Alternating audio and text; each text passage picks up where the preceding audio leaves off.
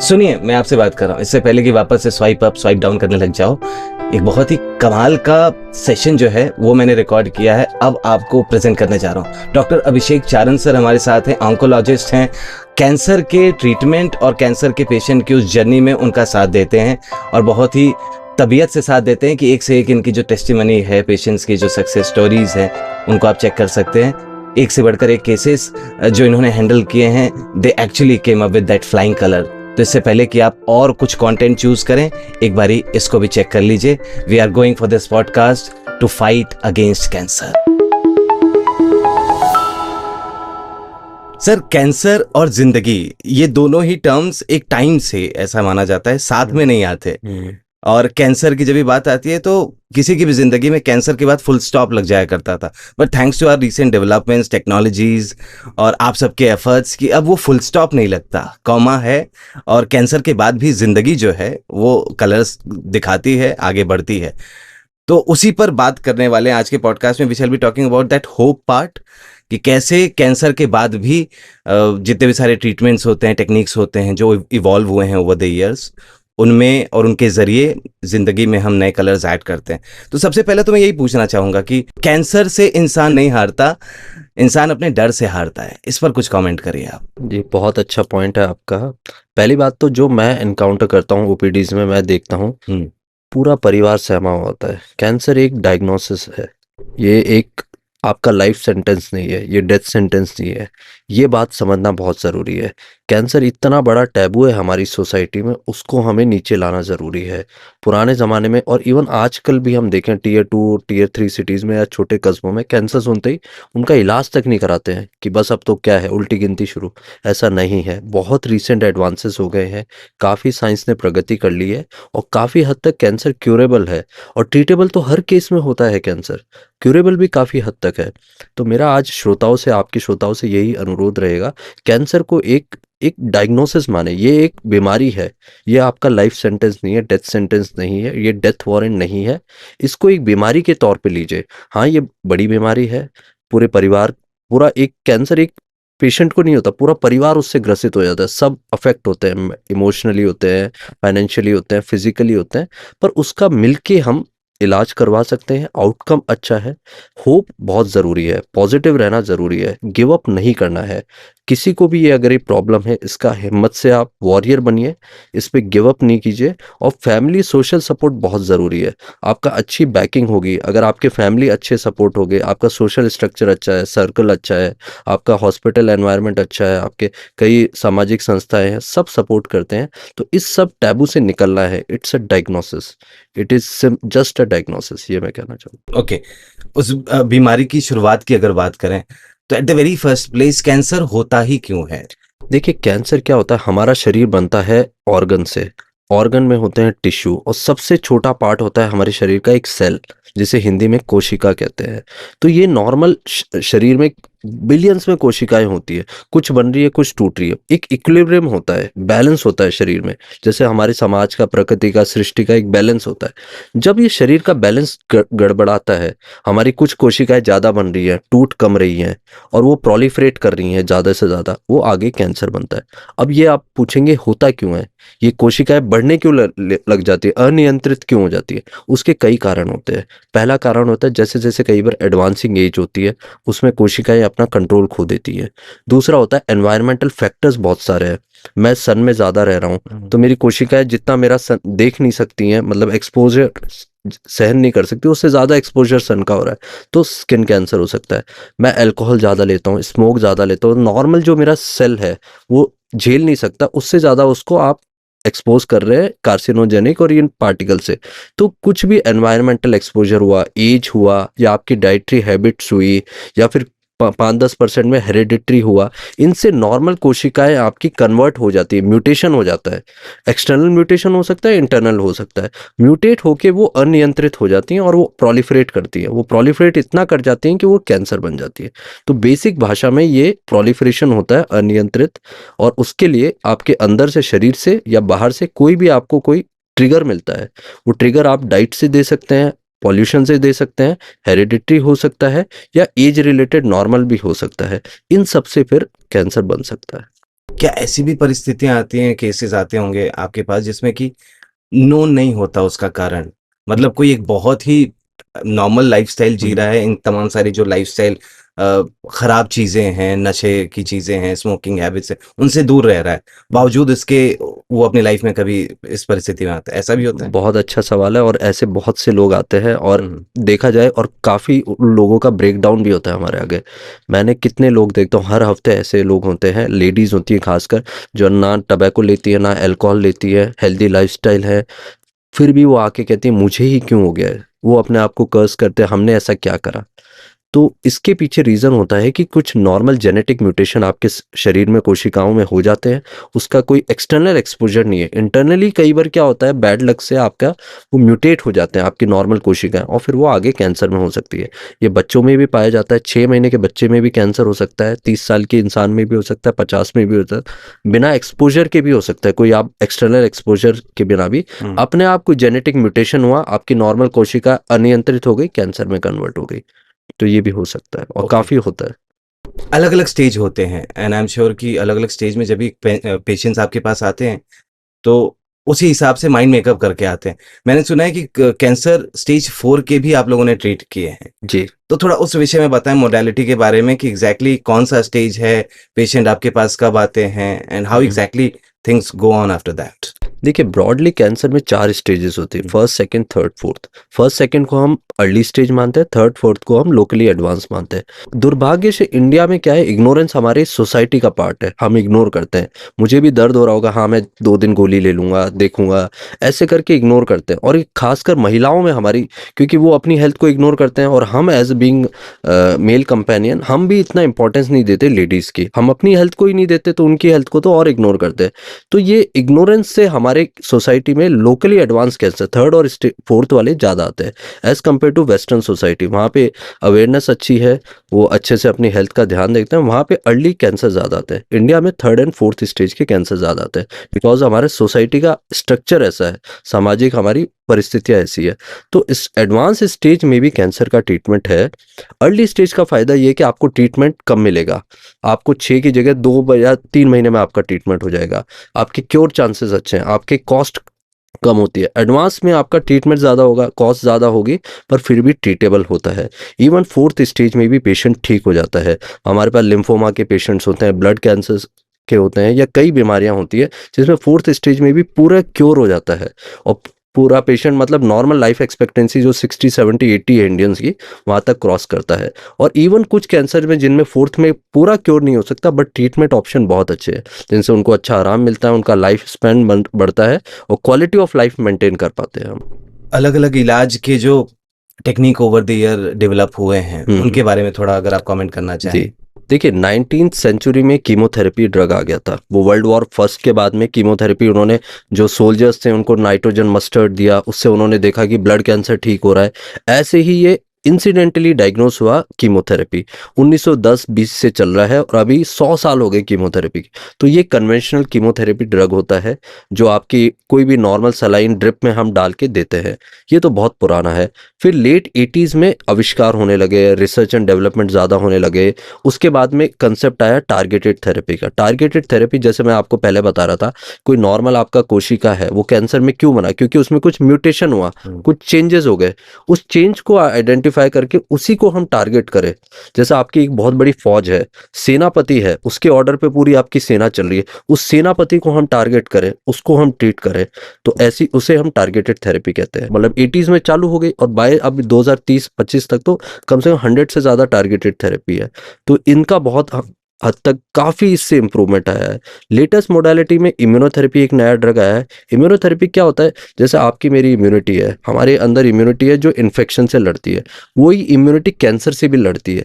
पर कैंसर क्या बड़ा स्मार्ट होता है, वो इवेड कर जाता है, वो छिप जाएगा। आपकी इम्यूनिटी WBC जो आपके बीमारी रोधक क्षमता वाले सेल है वो आइडेंटिफाई नहीं कर पाते। कैंसर छिप जाता है, अपना प्रकार चेंज कर लेता है, मास्क लगा लेता है नॉर्मल भाषा में कहे, और पकड़ नहीं पाते। तो इम्यूनोथेरेपी एक ड्रग है, वो आपकी इम्यूनिटी को बढ़ाएगा, जिससे वो कैंसर को आइडेंटिफाई कर सके, मार सके। तो एक नेचुरल डिफेंस मैकेनिज्म आपका बढ़ जाता है। तो ऐसी कई सारी मोडालिटी आ गई हैं। बोन मैरो ट्रांसप्लांट हो गया जो 80s में है, कार्टी थेरेपी हो गई हैं।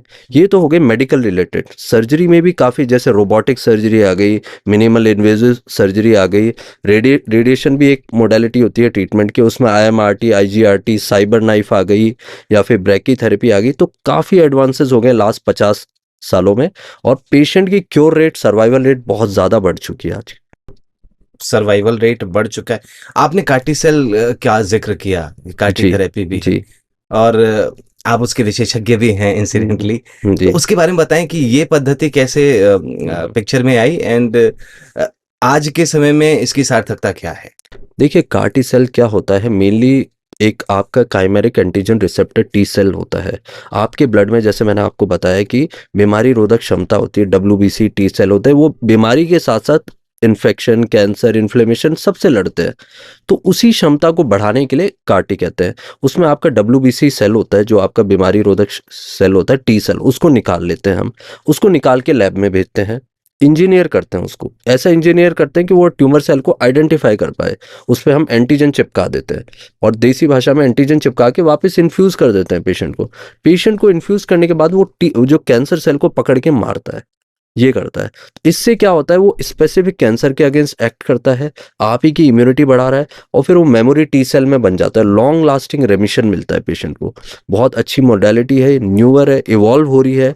अभी ब्लड कैंसर्स एंड लिम्फोमा में है, सॉलिड कैंसर्स में भी काफ़ी ट्रायल चल रहा है। सॉलिड में ब्रेस्ट में चल रहा है, आपके गॉल ब्लैडर में चल रहा है, स्टमक में चल रहा है, काफ़ी में ट्रायल चल रहा है। It is a game changing. आज के दिन में जिनको होप नहीं थी, उनको नई होप मिलती है। ओके, और आने वाले समय में और भी एडवांसमेंट देखने आने वाले समय में ये अभी तो 4 से 5 बीमारियों को कवर करता है, आने वाले समय में और सॉलिड कैंसर्स को कवर करेगा, जिससे हमारा पूल बढ़ जाएगा, पेशेंट पूल। तो उससे काफ़ी हेल्प होगी। जिनके पास ऑप्शन एग्जॉस्ट हो गए हैं, 4-5 लाइन मिल गई हैं, स्टेज 4, जिनके पास कोई ऑप्शन नहीं बचा है, उनके लिए एक नया होप देगा ये। और जैसा कि हमारे पेशेंट में भी हुआ, पेशेंट की बीमारी बढ़ गई थी, उसके पास कोई होप नहीं था, उनको कह दिया था कि अब क्या करें, तो हमने उनको कार्टी करा। कार्टी थेरेपी से आज वो पूरे स्वस्थ हैं, 90 दिन होंगे उनको ट्रीटमेंट के बाद, अपनी नॉर्मल दिनचर्या में जा चुके हैं, काम करते हैं, और बिल्कुल फिट एंड फाइन है। साइंस तो एक तरफ है सर, जो उनकी जर्नी में मेडिकल साइंस मदद करती है। मेंटली खुद को स्ट्रांग रखने के लिए आप उनको कौन कौन से तरीके बताते हैं? मेंटली मैं कहता हूँ कि सोशलाइज करना ज़रूरी है, इन्वॉल्व रखना ज़रूरी है, टैबू नहीं रखना है। कुछ लोग आप पूछते हैं हम एक साथ रह सकते हैं, एक खाने में खा सकते हैं, ये सब, तो ये टैबू क्लियर करने होते हैं। इन्वॉल्व रखना है, पेशेंट को ऑक्यूपाइड रखना है। अगर ठीक हो रहे हैं तो उन्हें काम पे भेजिए, ठीक हो रहे हैं तो उनसे इन्वॉल्व कीजिए, सोसाइटी का पार्ट बनवाइए। ऐसे नहीं कि आपको कैंसर हो गया, आपको एक रूम में ही कन्फाइन होना है, ऐसा नहीं है। आप रिकवर कर रहे हैं, आप मिलिए। कुछ प्रिकॉशंस होते हैं, मास्क पहनना, ये सब करना, वो सब करना है, पर उसके साथ साथ आपको इन्वॉल्व रखना बहुत ज़रूरी है। जैसे जितना आप इन्वॉल्व रखेंगे, जितना आप सोशली इंटीग्रेटेड रहेंगे, उससे बहुत फ़र्क पड़ता है। और हेल्थ गिवर का हमेशा अवेलेबल होना वो है।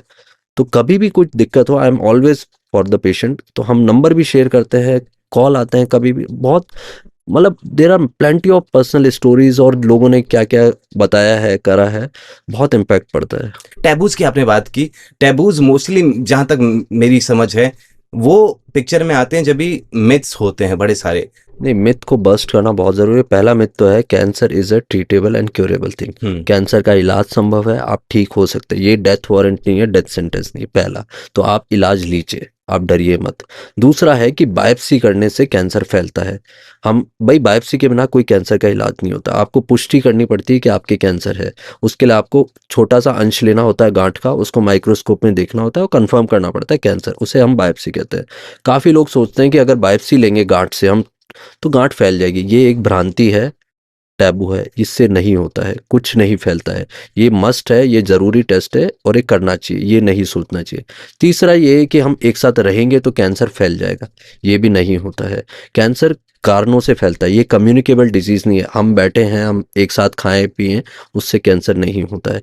चौथा, कैंसर अगर हो गया है तो मेरे फैमिली में, मुझे हो गया तो मेरे बच्चों को हो जाएगा, वाइफ को हो जाएगा, ऐसा नहीं है। ये पास ऑन नहीं करता है। 2 से 5% हेरिडिटरी कैंसर होता है, बाकी रीजन से होता है, स्मोकिंग, अल्कोहल, एनवायरमेंटल पोल्यूशन या फिर अदर रीजन से होता है। तो ये सारी भ्रांतियां मोस्ट कॉमनली हम ओपीडी में एनकाउंटर करते हैं। प्रिवेंशन पे पार्ट कम है लोगों का, उस पर ज़्यादा फोकस करते हैं। स्क्रीनिंग क्या है उस पर ज़्यादा फोकस करने की। ओके, कुछ मिथ्स मेरे पास भी हैं सर, उनको भी क्लियर कर दीजिए हाथों हाथ। ऐसा कहा जाता है कि कोई दूसरी बीमारी है, इट मे लीड, जैसे शुगर है किसी को, तो क्या वो भी कैंसर की तरफ ले जा सकता है नहीं, किसी पेशेंट को? शुगर हो गया, बीपी हो गया, कोलेस्ट्रॉल हो गया, हार्ट डिजीज हो गया, ये कैंसर नहीं करते। जैसे आपके कोई न्यूरोलॉजिकल डिसऑर्डर, ये कैंसर नहीं कहते हैं। ठीक है, ये एसोसिएटेड हो सकते हैं। जैसे आपको लिवर में बीमारी, आपका क्रॉनिक लिवर डिजीज हो रहा है, उससे आपको आगे लिवर कैंसर हो सकता है। तो एसोसिएटेड डिजीज जरूर होते हैं, पर ये कैंसर नहीं करते। शुगर से आपको ये कि आपकी इम्यूनिटी कम होगी तो आपको बाकी कैंसर कुछ हो सकता है, पर डायरेक्टली शुगर या बीपी या हार्ट ये कैंसर नहीं करता है। Life after the treatment is done, और कैंसर से जब वो जीत प्राप्त हो जाती है, उसके बाद पहले जैसी नहीं रह जाती। देखिए, नया नॉर्मल होता है। कुछ भी आपके शरीर में हो गया तो पहले जैसी लाइफ तो नहीं होती, but it's a new normal. लोग एडजस्ट करते हैं, लोग थ्राइव करते हैं, लोग कॉन्कर करते हैं, तो पहले से बेहतर भी होते हैं। मैंने देखा है, इमोशनली, फिजिकली, लोग मेंटली हर वे में बदलते जरूर हैं, पर काफी अच्छे से बदलते हैं। पहले से आप बेहतर भी हो सकते हैं। ये आपका मतलब आपका पर्सपेक्टिव, आप कैसे लेते हैं उसको। पहले के मुकाबले थोड़ा सा थकावट हो जाना, उसको आप कैसे लेते हैं। आप अपने आप को पुश करते हैं, आप अच्छे से खाते पीते हैं, एक्सरसाइज करते हैं, तो आप और फिजिकली बेटर होते हैं। लाइफ आफ्टर कैंसर बहुत ज्यादा चेंज नहीं होती है, माइन्यूट थोड़े बहुत चेंजेस होंगे, हर चीज में होता है। वो तो जैसे जैसे हमारा शरीर बड़ा हो रहा है वो चेंजेस होने हैं, पर मैनेज करने का तरीका अलग होता है। आप कैसे लेते हैं उसको, कुछ आपका विजन क्या है, उससे फर्क पड़ता है। एक बात जरूर मैं जो कहना चाहूंगा, जो भी श्रोताओं हैं, किसी को भी अगर ये बीमारी है, उनको एटलीस्ट अगर क्योर हो गए हैं, ठीक हो गए, फॉलो अप जरूर रखिए। एक बार किसी को हो गया है, वो बीमारी वापस आने का रिस्क लाइफ टाइम होता है। Follow up is very must, वो बहुत जरूरी है।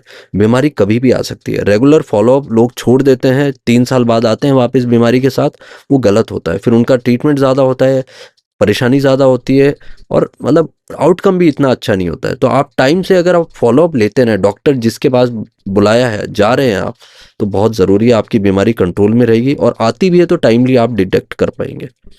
एक यहाँ पर मैं भी ऐड करना चाहूँगा, क्योंकि मैं आपके पेशेंट से मिला हूँ। लाइफ आफ्टर कैंसर, उस ट्रीटमेंट के बाद की उनकी जो जर्नी होती है, इंसान जो है बाकियों के लिए बहुत मोटिवेटिंग हो जाता है, क्योंकि उसने इतना वर्ष देखा है, तो उसके अंदर जो मोटिवेशन वाला फैक्टर है वो नेक्स्ट लेवल हो जाता है, औरों को भी मोटिवेट करने लग जाते हैं। कैंसर सर्वाइवर्स, या मैं उनको वॉरियर्स बुलाऊंगा, तो वो जो है ये काम करने में माहिर हो जाते हैं। जी, आपने बहुत अच्छा पॉइंट कवर करा। वॉरियर बन जाते हैं, ये लिविंग एग्जाम्पल बन जाते हैं, और हम भी मोटिवेट करते हैं कि आप अपनी कहानी जाके बाकियों को बताइए, जिससे मोटिवेशन मिले, पॉजिटिविटी फैले। ये जो कैंसर के साथ जो नेगेटिविटी एसोसिएटेड है, हमें वो कम करनी है समाज में। ये पॉडकास्ट, ये सब माध्यम यही है कि हम पॉजिटिव वातावरण लाएं कि कैंसर एक सिर्फ बीमारी है, जैसे शुगर बीमारी है। हार्ट वाले पेशेंट होते हैं, उनको हार्ट अटैक आ जाता है, वो इतना टैबू में नहीं रहता जितना कैंसर का पेशेंट है। कैंसर के पेशेंट का कॉन्फिडेंस कम होता है, उसकी फैमिली का कॉन्फिडेंस, यही नेगेटिविटी जो एसोसिएटेड है ना इस बीमारी के साथ, वो हमें कम करनी है। वॉरियर जो हमारे हैं, जो इस बीमारी को हरा चुके हैं, हम उन्हें बहुत पुश करते हैं कि आप अपनी पॉजिटिव कहानियां शेयर कीजिए, और उससे बहुत पॉजिटिव इम्पैक्ट आता है। एक चीज, इस बातचीत को हम खत्म नहीं कर सकते अगर हम इसको एड्रेस ना करें। जब ये बात ट्रीटमेंट की आती है तो it comes with a cost. तो बड़े सारे लोग तो इस चीज से भी घबरा जाते हैं, जो कॉस्ट इन्वॉल्व होता है उनके ट्रीटमेंट का।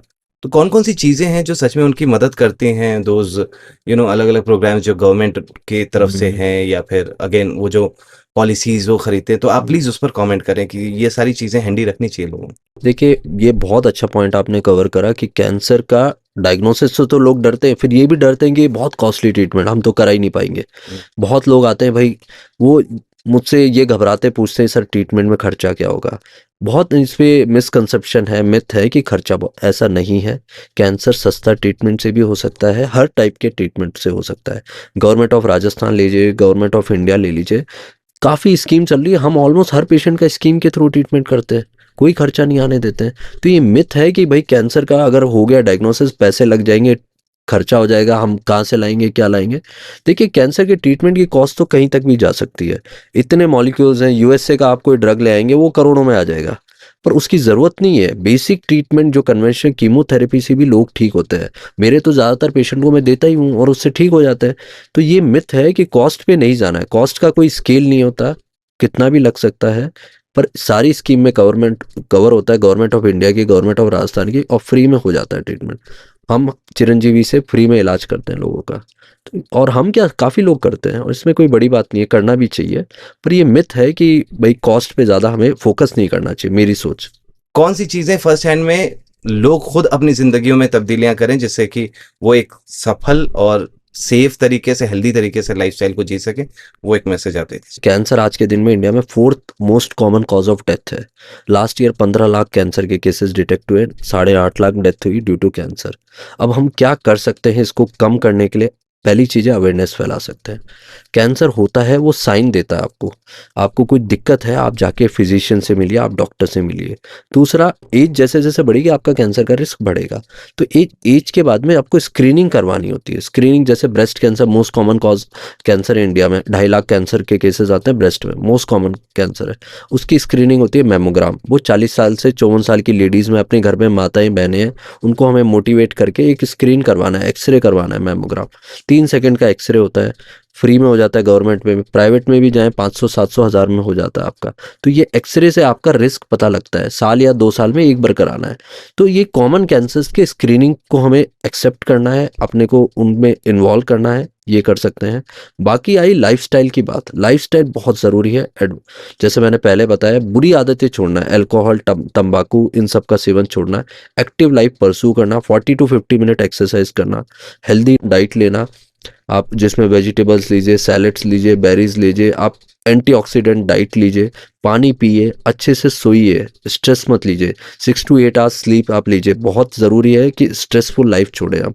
आजकल हम इतना वेस्टर्नाइज हो गए हैं, इतना हम कैरियर ओरिएंटेड हो गए हैं कि हेल्थ पीछे छूट गया है, स्ट्रेस ज़्यादा हो गया है, खाने का टाइम हट गया है, प्रॉपर कुछ भी नहीं हो पा रहा है, उससे एडअप हो रहा है। घर का खाना खाइए, बाहर का मत खाइए, वे फ्राइड आइटम्स होते हैं, ये सब होते हैं, प्रोसेस्ड मीट होता है, ये सब अवॉइड कीजिए, इन सब से बहुत फर्क पड़ता है। Thank you so much sir, वक्त निकाला और इतनी सारी इन्फॉर्मेशन हमारे साथ शेयर की, हमारे व्यूअर्स के साथ शेयर किया आपने। आई एम श्योर बहुत सारी चीजें हैं जो अगर अपनी लाइफ में लोग इम्प्लीमेंट करेंगे तो बहुत ज्यादा जरूरत होगी नहीं उनको किसी भी मोटिवेशनल सेशन की या फिर बहुत ज़्यादा और तरीकों को ढूंढने की कि अपनी ज़िंदगी में कलर्स ढूंढें, उत्साह ढूंढें।